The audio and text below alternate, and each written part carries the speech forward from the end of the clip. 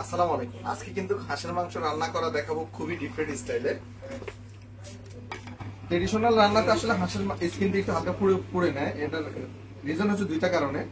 একটা হচ্ছে স্কিনে যদি হালকা পশম থাকে, পশমটা পুড়ে যায়। আর একটা হচ্ছে স্কিনটা যদি হালকা একটু বার্ন হয়, সেই ক্ষেত্রে রান্নার পরে স্কিনটা শক্ত থাকে, যার কারণে খেতে অনেক অনেক মজা হয় এবং এটা টেস্টি আলাদা। তো এই জন্য আমি হালকা একটু হাঁসটা পুড়ে নিচ্ছি।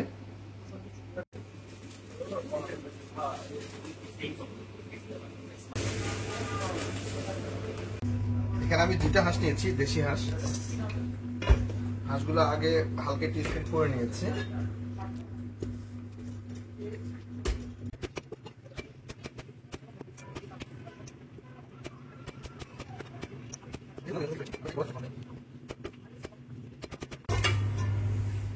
আমি এখানে মাংসগুলো ওয়াশ করে পানি জড়িয়ে রেখেছিলাম 10-15 মিনিট। আর মেজারমেন্ট করে আমি অনিয়নগুলো দিচ্ছি যাতে আপনারা সহজে বুঝতে পারেন। এটা 1 কাপ পেঁয়াজ। পেঁয়াজটা আসলে বেশি দিলে গ্রেভিটা একটু বেশি হয়, পেঁয়াজ কম দিলে গ্রেভি কম হয়। আমি 2 কাপ পেঁয়াজ দিয়েছি এখানে। মেজারমেন্ট দিয়ে মেপে দিচ্ছি কারণ আপনারা যাতে সহজে শিখতে পারেন।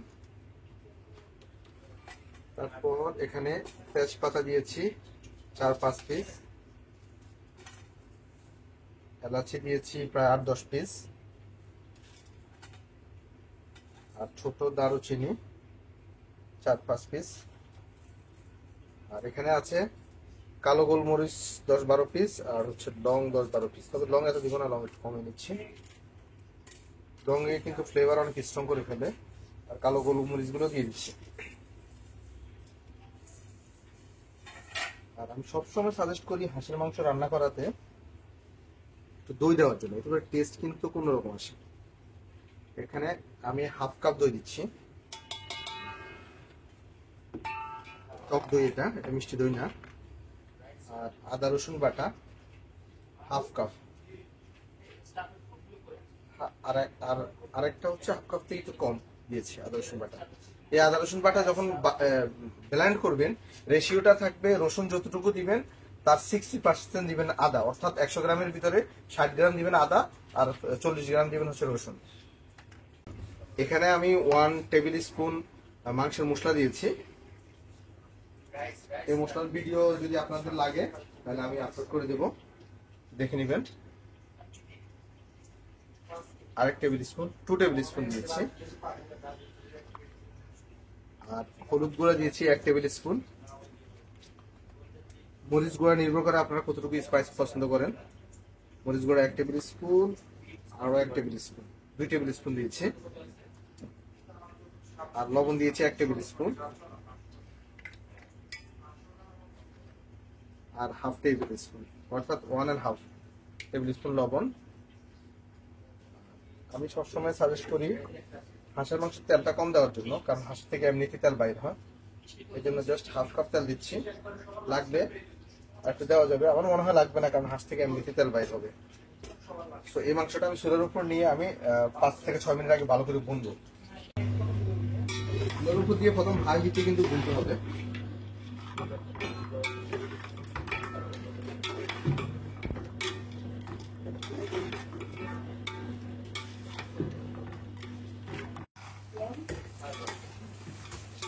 মাংসটা 4-5 মিনিট ভুনতে হবে, যতক্ষণ পর্যন্ত পেঁয়াজগুলো একেবারে সফট না হয়ে যাবে আর মশলার যে কাঁচা গন্ধটা আছে, গন্ধটা না যাওয়া পর্যন্ত মাংসটা ভালো করে ভুনে নিতে হবে।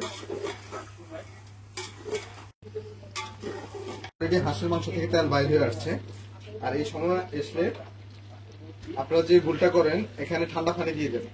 কখনোই মাংস রান্নাতে ঠান্ডা পানি দেওয়া যাবে না, এতে করে মাংসের টেস্ট নষ্ট হয়ে যায়, মাংস রাবারই হয়ে যায়, সিদ্ধ হতে সময় লাগে। যার কারণে আমি গরম পানি অথবা ওয়ার্ম পানি সাজেস্ট করি। পানির লেভেলটা দিবেন মাংস যতটুকু আছে ওই লেভেল পর্যন্ত দিবেন, এবং সাইড থেকে যদি মশলা লাগানো থাকে সেটা ভালো করে নামিয়ে দিবেন, ওয়াশ করে দিবেন। এতে করে আর মশলা দিতে হবে না, মাংস দিতে হবে না। যে দেখুন আর সাইডে কিছু মশলা মশলা লেগে আছে, আমি মশলাগুলো ভালো করে এভাবে ওয়াশ করে দিচ্ছি। এতে করে মাংস দিতে হবে না কখনো। আর এইভাবে ঢাকনা দিয়ে 40 মিনিটের মতো রেখে দিবেন। মাঝে মধ্যে 2-1 বার জাস্ট ঢাকনা খুলে দেখতে পারেন যে নিচে লেগে গেছে কিনা। তবে পাতিলার তলা যদি মোটা হয় সেক্ষেত্রে দেখার প্রয়োজন নেই। আর পাতলা পাতিলা হলে অবশ্যই ভালো করে দেখতে হবে। আর ঢাকনা এই সময়টা এসে চুলার হিট একেবারে মিডিয়াম থাকবে, একেবারে স্লো হইতে থাকবে, এতে করে আর পুরো সম্ভাবনা থাকবে না। ওয়াও, দেখছি প্রায় 40 মিনিট পর আমি ঢাকনা খুললাম, একদম পারফেক্ট হয়েছে, নিচে পোড়া লাগে না। লুকসটা যা দিচ্ছে না, খুবই সুন্দর লুকস হয়েছে। ওকে, এখন ট্রাই করে দেখবো।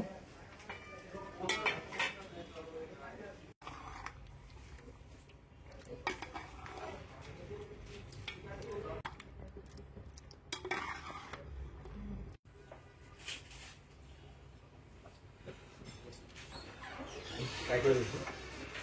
হাঁসের মাংসটা আসলে আমার খুব ফেভারিট। বিসমিল্লাহ।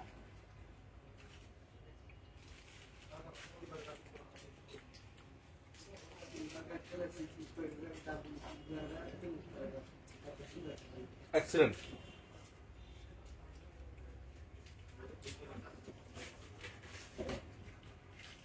রুটি দিয়ে জমবে ভালো। থ্যাংক ইউ সো মাচ ভিডিওটি দেখার জন্য।